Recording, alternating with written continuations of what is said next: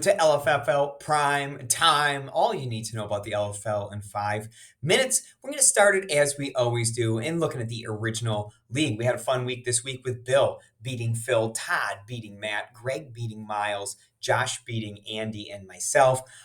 Close win over Eric, tough loss for Eric, posted a real good number. But of course, as always happens, just happened to play in a higher score. And we have Miles with his loss drops down into a tie with Todd and Josh at 8-3 in that battle for the bye weeks.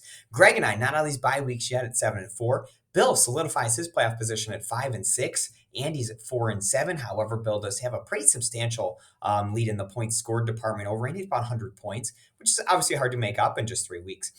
Eric and Phil at 3-8, Matt and 2-9. So we have, as always at this time of year, some rematches from earlier in the season. This week, Josh taking on Eric. Josh won the week 3 game between these two teams and assumed a 13-12 lead in the series. Greg taking on Bill. Greg beat up on Bill in week 2 and does hold the 25-21 lead in the series. Todd taking on Phil, a battle of traditional original league members here. Phil, the dominant 32-17 and 1 lead in the series. Andy taking on Matt. Andy beat Matt by just 3 points back in week 3. However, Matt does hold the 19-16 lead in the series. And then finally, Miles taking on myself. Miles dusted me by 6 points back in week 2. However, it was his first win against me in 5 original league tries. Looking at the LFFL 2, we had some interesting stuff going on. I talked about this and Much to Watch for. This was the game I was watching the most last night, and it was a barn burner. Andy makes up a 19-point deficit with his Tampa Bay stack. It's a 3-point win over Team Merrill.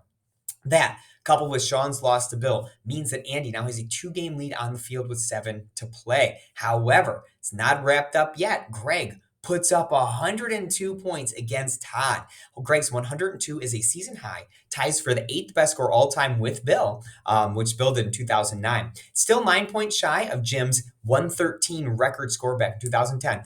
But the move did move Greg a little bit ahead of Andy in points scored. So we are still in a real dogfight here atop this league. Eric and Bill at 6-5, still holding out hope here. Merrill's at 5-6, myself, Todd, Miles at 4-7, Phil at 3-8.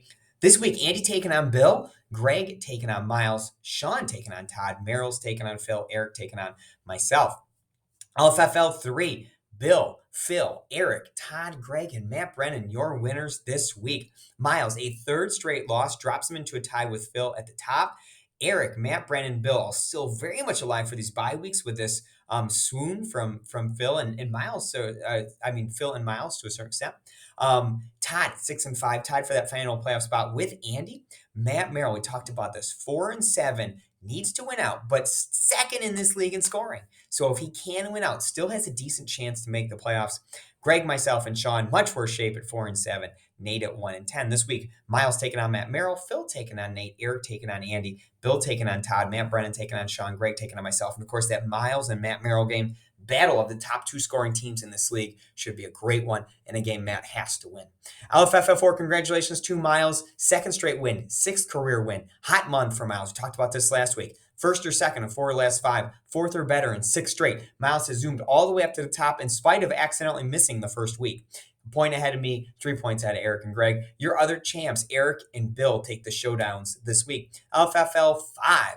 Greg, Phil, Miles, Sean, myself are your winners. Bill, myself, and Greg all looking strong in the playoff push. Eric, a game up on Phil for that final playoff spot at 7-4. Phil at 6-5. And you have teams playing out the string down here. Sean, Todd, Miles all at 4-7, 83 and 8, Nate 2-9 this week. You have Bill versus Greg, Phil versus Miles, Andy versus Nate, Todd versus Sean, Eric versus myself. LFFL 6, 4 of your 7 leaders change much. February, March, April, and May all change to new leaders. However, Phil maintains his lead atop, actually increases his lead from about a half a point to like a whole point over Slick in second. LFFL 7, Miles is your elimination.